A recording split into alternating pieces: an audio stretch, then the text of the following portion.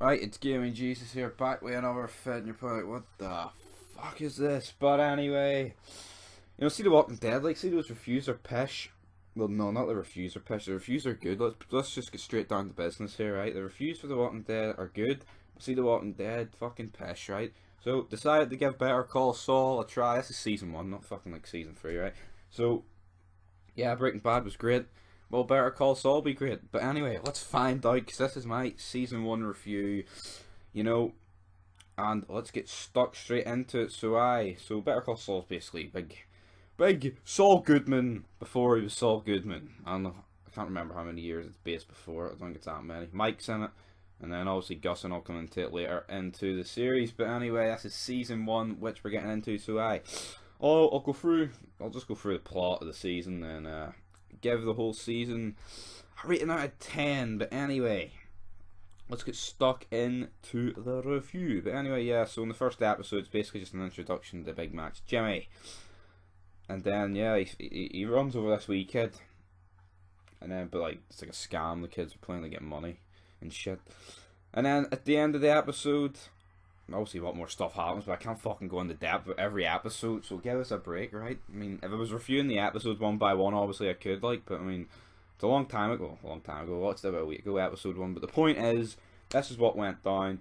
They tried to scam this woman, but the two twins, picked up the wrong car, and then, which led them to Tuco's grandmother's house, and then the episode ends with Big Jimmy rap on the door, Tuco points the fucking gun to his forehead, and bang!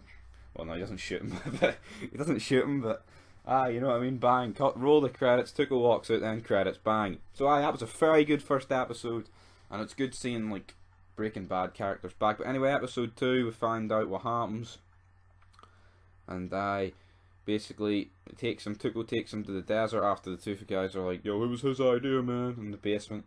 So they take him to the desert, and then, they let Saul go because they find out he's a lawyer. He tried to pretend to be a police officer. It was pretty funny.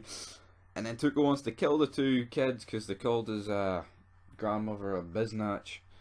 And Tuco's mad, like, he's quality, like, but he's fucking mad at the same time. And then they agree on breaking just one of each of their legs, and then Saul takes them to the hospital, which is pretty good. And so maybe I'm missing something which went down in this episode, but you know what, I couldn't give a fuck, big man.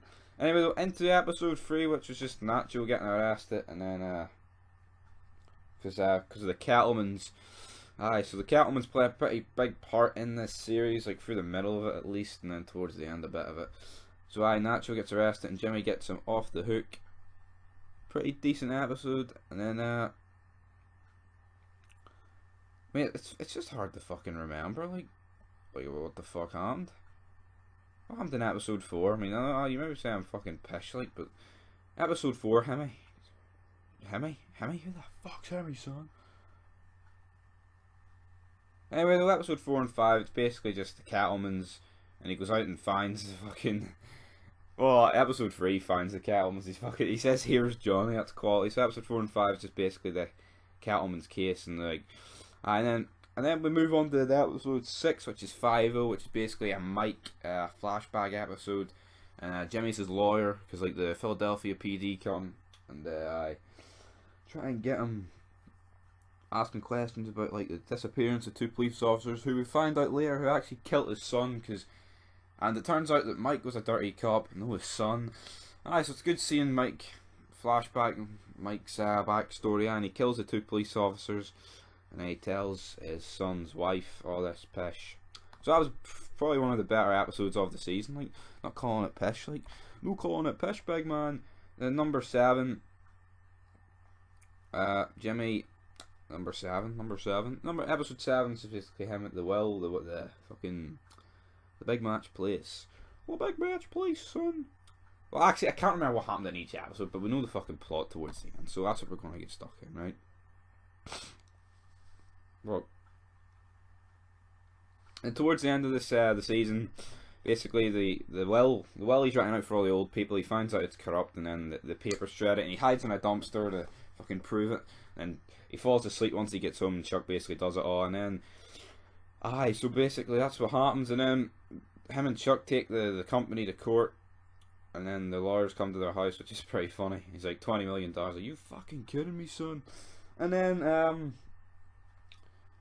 they need, well, Chuck comes to the thing that they're gonna need H&M to help them. Which, you know, I can understand because two people doing it, but we find out later that fucking Chuck's a wee prick and he fucking doesn't like Big Mac Jimmy. So Jimmy's like, you know what, Chuck, go fuck yourself. And he's like, aye. I was hacked out with Chuck Dunn. I felt sorry for Jimmy, like, bloody sorry for the guy. And then episode 9, well, is this episode 9? Mike gets back in the job market, he does a protection job. Trevor from GTA's in it, that's always good. That guy's good, he was good in Walking Dead. Well, he's still good in Walking Dead, he's no deed. But aye, so Wig, Stephen Ugg, buddy Mike just fucking smashes him to the throat. And that was great from Big Mikey.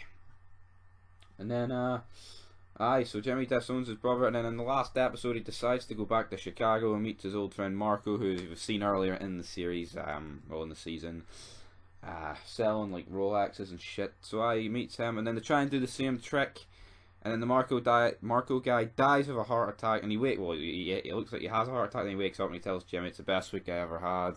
Then he dies, which is actually pretty sad. Like, I mean, see some guy that was on about fucking free clips, how can you feel for him more than you would for someone in The Walking Dead that's been out in 4 seasons? I'll tell you why, because fucking Walking Dead's pish, and see anyone that fucking disagrees with that, they can go fucking hang themselves, right?